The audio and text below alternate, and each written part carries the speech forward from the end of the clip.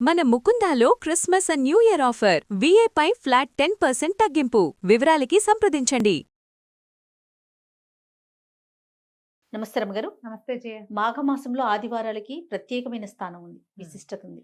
ఈ ఆదివారాలు ఎలాంటి నియమాలు పాటించాలి రమ్మగారు? మాఘం అంటేనే సౌరమాసం కదా, అవును. రవి సంబంధిత మాసం. ఆదివారం అంటే రవివారమే కదా. అందుకని ఈ మాఘంలో వచ్చేటువంటి సప్తమి రథ సప్తమిగా సౌర సప్తమిగా చేసుకుంటాం మనం. తర్వాత ఈ వచ్చే ఆదివారాలు కూడా 4 ఆదివారాలు వస్తాయి, ఎప్పుడైనా ఒకసారి 5 ఆదివారాలు వస్తాయి. ఈ ఆదివారాల్లో కూడా సప్తమి నాడు పాటించిన విధి విధానాలనే ఆదివారం కూడా పాటించాలి. మాఘపు ఆదివారాలు తెల్లవారే నిద్రలేవటం, సూర్యోదయం అవుతూనే స్నానం చేసి ఉదయిస్తున్న సూర్యబింబానికి అర్ఘ్యం ఇచ్చి నమస్కారం చేసుకోవటం, పొద్దున్నే పాలు పొంగిచ్చేయటం. ఇప్పుడు దండం పెట్టుకుని 11ంటికి పాలు పొంగిస్తా అనకూడదు. ఓకే. మాఘాదివారం చేయటము అంటే తెల్లవారే ఎండకి పోకుండా పాయసం చేసేసేయాలి.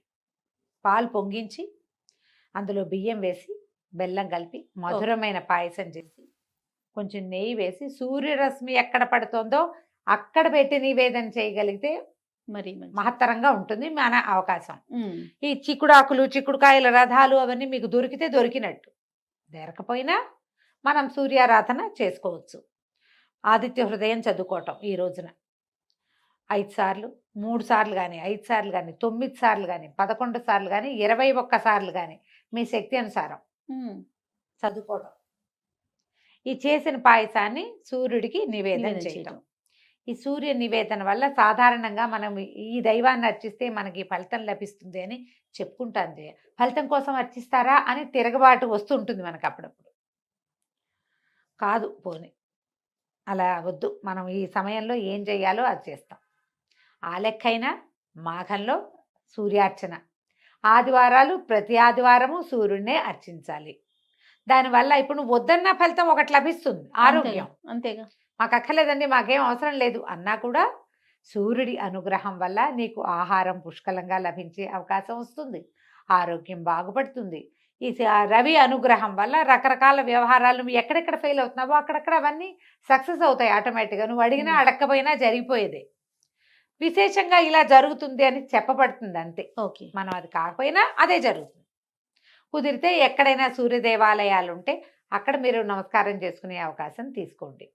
మనకి సమీపంలో కొన్ని దేవాలయాల్లో సూర్యుడి కోసం అని ఒక మందిరం మండపం ఉన్న ఆలయాలు కూడా కొన్ని కనపడతాయి.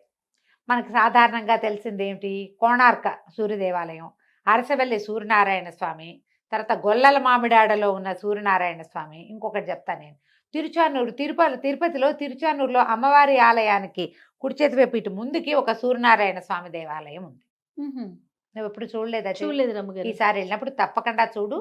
ఎవరైనా ఇప్పటిదాకా చూడకపోయి ఉండుంటే గనక తిరుచానూరులో సూర్యదేవాలయం ఇంత ఎత్తున విగ్రహం, అచ్చు విష్ణుమూర్తి లాగా వెంకటేశ్వర స్వామి విగ్రహం లాగానే కనపడతాడు, శంఖచక్రాలు ధరించి. చాలా మంచిది. స్వామివారు అమ్మవారి మీదకి వెళ్తుంది తప్ప ఈ ఆలోచనే రాదు. పరిగెత్తుకొచ్చేస్తాం మనం ఒక్క పూట కింద కనుక ఆగితే. తిరుచానూరుతో పాటు మనం సూర్యనారాయణ స్వామిని చూడవచ్చు, చక్కగా ఉంటాడు స్వామి. సన్నిధి దగ్గరలో నుంచి దర్శనం చేసుకోవచ్చు. ఆ ఎదురుగుండా ఉన్నది పద్మ సరోవరమే కదా జయ. అవునండి. దానికోసం వెలుసున్నాడు అక్కడ సూర్యుడు. ఓహో, ఎంత బాగుంటుందో. తప్పకుండా చాలా చక్కటి దేవాలయం. అవకాశం ఉన్న వాళ్ళు చూడండి. ఇంకా మన చుట్టుపక్కల కూడా కొన్ని దేవాలయాల్లో సూర్యుడి కోసం అని ఒక చిన్న సన్నిధులు ఉన్నవి ఉండొచ్చు. చూడండి, ఇవి నేను ప్రఖ్యాతమైన వాటి సంగతి చెప్తున్నా. అయితే ఎక్కడో చోట దేవాలయ దర్శనం చేయటం. ఇంకా విశేషించి ఏం చెప్తారంటే, స్త్రీ తైల మధుమాంసాన్ని త్యజేత్ అంటారు. ఆ రోజు త్యాజేత్ తప్పరకుండా వదిలిపెట్టేసేయాలి అని. మీరు ఏ ఆదివారం అయినా కూడా బ్రహ్మచర్యము, తైలం తినకూడదు, నూనె పదార్థాలు తినకూడదు, మధువు మాంసము తీసుకోకూడదు. దానికి శ్లోకం, స్త్రీ తైల మధుమాంసాన్ని ఏ త్యజంతి రవేర్దినే అని కింద ఇంకో వాక్యం చెప్తారు. చాలా కాలమై నేను ఆ వాక్యం మర్చిపోయాను. ఎవరైతే దాన్ని వదిలేస్తారో వాళ్ళు రవికి ప్రీతిపాత్రమైన వాళ్ళు అవుతారు అని చెప్తారు. మనకి ఇప్పుడు సండేనే నాన్ వెజిటేరియన్ తినే కాలంగా ఉంది. ఇప్పుడు ఏ కాలం లేదులే, పూర్వకాలంలో ఉండేది. ఇప్పుడు అన్ని రోజుల్లోనూ తినేస్తూనే ఉంటారు. ఈ ప్రత్యేకమైన రోజుల్లో మీరు ఇవి మానేయండి. ఒకవేళ మీరు ఆదివారాలు చేయదలుచుకుంటే కనుక తప్పకుండా బ్రహ్మచర్యం, సాయంకాలం భోజనం చేయకూడదు, ఆ తర్వాత బ్రహ్మచర్యం తీసుకోవాలి తప్పకుండా. తైలంతో వంట చేయొద్దు, నేతితోటి వంట చేసుకోండి, నెయ్యి వేసుకోండి వంటలో. ఏముంది, చారులో రసాలు తిరగమాతకి నెయ్యి తిరగమాత పెడతాం, ఏ బీరకాయ బెండకాయ వండుకుంటాం, దానికి మీరు నేతి తిరగమాతే పెట్టుకోవాలి ఈ ఒకరోజు. నేతిలో నూనెలో వేయించిన ఏ పదార్థాలు వాడకూడదు. స్నాకింగ్ అవి చేయకండి, అవి తినకూడదు. మధువు మాంసము తీసుకోకూడదు, అవి తినకుండా ఈ 4 రోజులు చేస్తే కనుక 4 ఆదివారాలు చేసుకుంటే ఆరోగ్యం వస్తుంది, ఐశ్వర్యం వస్తుంది, కార్యసాఫల్యం వస్తుంది. ఎక్కడైనా సమస్యలు ఉంటే అవి తీరుతాయి. రవి యొక్క అనుగ్రహం వల్ల మీకు ఇంట్లో పిల్లలకు గవర్నమెంట్ వల్ల అవ్వవలసిన పనులు, గవర్నమెంట్ ఉద్యోగాలు రావడం, పిల్లలు ఏమైనా పోటీ పరీక్షలకు వెళ్తారు, వాళ్ళకి అవకాశాలు లభిస్తాయి. ఏ పిల్లలైతే ఇలా చేయదలుచుకున్నారో పరీక్షలు రాసుకుంటూ ఉంటారు, గవర్నమెంట్ ఎగ్జామ్స్ రాస్తారు కదా, అవి ప్రమోషన్ ఎగ్జామ్స్ రాసేవాళ్ళు, వాళ్ళందరికీ కూడా ఇవి విశేషమైన రోజులు. ఈ పొద్దున్నే సూర్యారాధన చేసుకోవటం, పాయసం నివేదన చేసుకుని ప్రసాద స్వీకారం చేయటం, ఈ చెప్పబడిన 4 నియమాలు పాటించటం చేస్తే చాలా మంచిది. 4 ఆదివారాలు ఉన్నాయి. ఎన్ని చేస్తే మంచిది, ఒకటైనా అవన్నీ మీ ఇష్టం. 4 ఆదివారాలు చేస్తే చాలా మంచిది.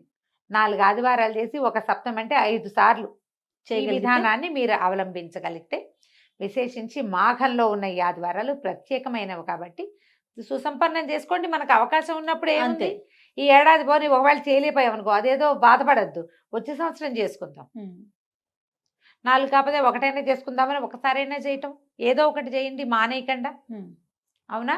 వీటితో పాటు ఏదైనా దేవాలయ దర్శనం కుదిరితే అది కూడా చూడండి. ఈ మాఘంలో ఒక్కరోజైనా మనం చెప్పుకున్న ఈ దేవాలయాల్లో ఏదో ఒక దానికైనా సరే వెళ్ళి రావడానికి, ఆ దర్శనం చేయడానికి ప్రయత్నం చేసుకుని చూసుకోండి, చాలా మంచిది. రైట్. విశేషించి ఏదైనా స్కిన్ ప్రాబ్లమ్స్ ఉన్న వాళ్ళకి ఆరోగ్యం భాస్కరాది ఇచ్చేది ఇదే వాక్యం. స్కిన్ ప్రాబ్లమ్స్ ఉన్న వాళ్ళకి ఈ సౌర ఆరాధన చాలా మంచిది, చాలా విశేషమైంది. పైగా ఏంటంటే మనకి సూర్యుడు అనగానే ఈయన కనపడతాడు కాబట్టి మనం దైవంగా విశేషించి ఆరాధన సాధారణంగా చేయం. కానీ మన విధానాల్లో ఎలా ఉంటుందంటే, మనకి 3 ఇవి చెప్తారు, ఏమంటారు, మన పంచాయతనం విధి.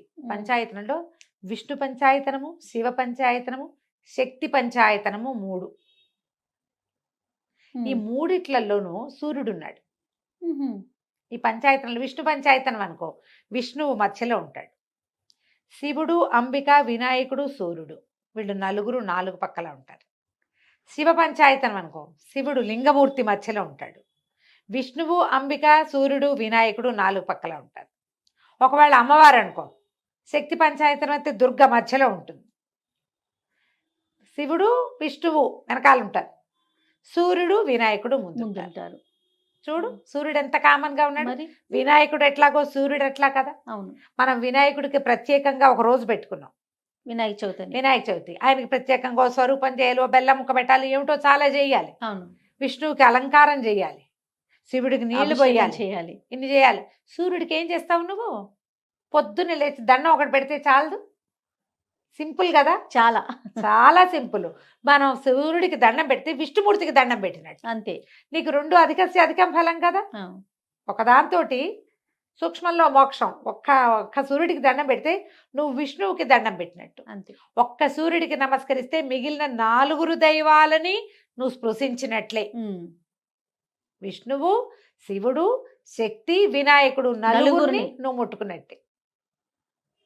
అందుకని పొద్దున్నే లేచి దండం పెట్టుకోండి, పొద్దున్నే లేవండి, ఇది ఒక పాట.